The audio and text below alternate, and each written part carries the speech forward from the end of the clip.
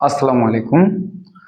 আজ আমরা দেখব কৃষি শিক্ষার পঞ্চম অধ্যায়ের একটি গুরুত্বপূর্ণ প্রশ্ন, কিভাবে নার্সারির চারা সংখ্যা নির্ণয় করা যায়। এই জন্য আমি পঞ্চম অধ্যায়ের সৃজনশীল প্রশ্ন 1 নিলাম। পঞ্চম অধ্যায়ের সৃজনশীল 1-এ জমির পরিমাণ দেওয়া আছে 60 শতক এবং পলিব্যাগের আকার দেওয়া আছে 15 সেন্টিমিটার পূরণ 10 সেন্টিমিটার। এখন আমরা এই উদ্দীপক দিয়ে জামান সাহেবের নার্সারির চারা সংখ্যা নির্ণয় করব। এই জন্য আমাদেরকে প্রথমে পলিব্যাগের আকার লিখতে হবে। তো আমরা এখানে পলিব্যাগের আকার পেয়েছি 15 সেন্টিমিটার পূরণ 10 সেন্টিমিটার। আমরা এটা লিখে নিব পলিব্যাগের আকার। তো আমরা প্রথমে লিখে নিলাম পলিব্যাগের আকার সমান 15 সেন্টিমিটার পূরণ 10 সেন্টিমিটার। এরপর আমাদের লিখতে হবে জমির পরিমাণ। জমির পরিমাণ এখানে দেওয়া আছে 4 শতক, আমরা এটা লিখব। এটি লেখার পর আমাদেরকে প্রথমে 1 শতক সমান কত বর্গ সেন্টিমিটার ওটা লিখতে হবে। আমরা জানি 1 শতক সমান 40.46 বর্গ সেন্টিমিটার।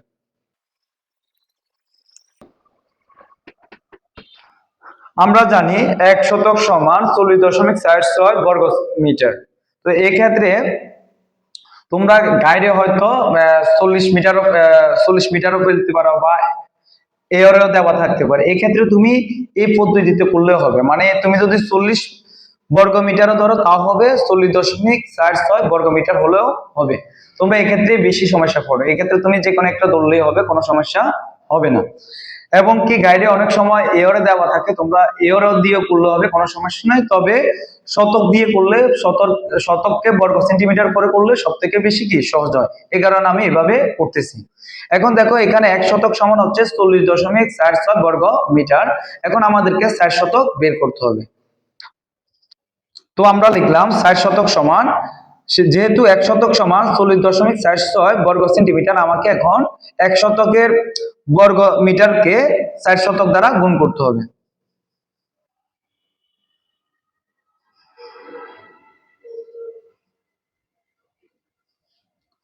তো আমরা 40.46 কে যদি 4 দ্বারা গুণ করে আমরা পাবো 161.84 বর্গ মিটার।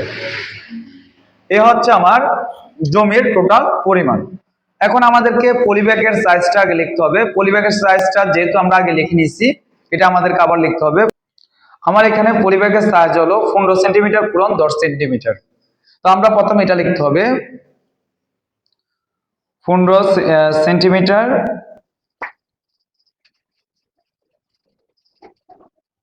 যেহেতু আমার পলিব্যাগের সাইজ আকার হচ্ছে 15 সেন্টিমিটার পূরণ 10 সেন্টিমিটার, আমরা প্রথমে এটা লিখে নিব।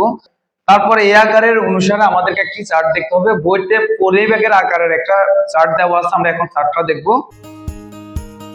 বন্ধুরা, যদি ভিডিওটা ভালো লাগে একটা লাইক দিও আর সাবস্ক্রাইব করে পাশে থাকা বেল আইকনটি অন করে রাখো, যাতে পরের ভিডিওটা মিস না করো। তো কৃষি শিক্ষা বইয়ের 189 পৃষ্ঠায় একটি চার্ট দেওয়া আছে। দেখো এখানে চার্টের পলিব্যাগের আকার দেওয়া আছে।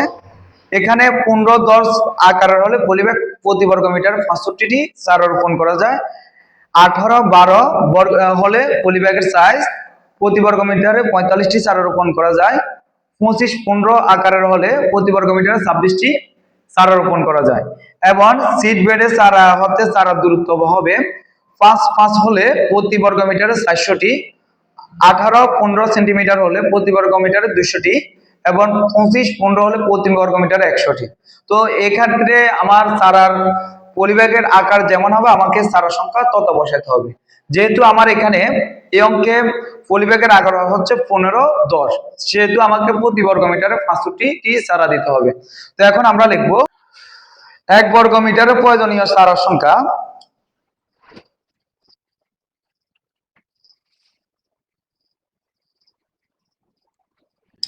তো আমার 1 বর্গ মিটারের প্রয়োজনীয় চারার সংখ্যা হচ্ছে 65টি।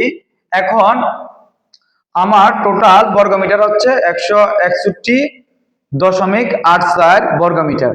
তো সেহেতু আমরা লিখবো 161.84 বর্গ মিটারে প্রয়োজনীয় চারার সংখ্যা। আমরা এটা গুণ করে দিলে আমার তার সংখ্যাটা পেয়ে যাব। আমরা প্রথমে লিখবো 161.84 পূরণ 65। ঠিক, তো এই 161.84 পূরণ 65 যদি আমরা গুণ করি আমরা পাবো তার সংখ্যা 20,520টি। এখানে দশমিকের পর 1 কমা আসবে, 19.8 আসবে। তো তোমরা যেহেতু 8 5-এর বড় সেহেতু আমাকে 1 যোগ করলে হবে 20টি। আমার এক্ষেত্রে চার সংখ্যা হবে 20,520টি। আশা করি তোমরা সকলেই বুঝেছো। এরকম অনেক বোর্ড কোশ্চেন, অনেক কোশ্চেন এসেছে, তোমরা ওইগুলো ট্রাই করে দেখতে পারো। না বুঝলে আমাকে কমেন্টে জানাতে পারো। এবং এরকম আরো ভিডিও পেতে তোমরা যদি এখনো আমার চ্যানেলটি সাবস্ক্রাইব করে না থাকো, এখনই আমার চ্যানেলটি সাবস্ক্রাইব করে দাও।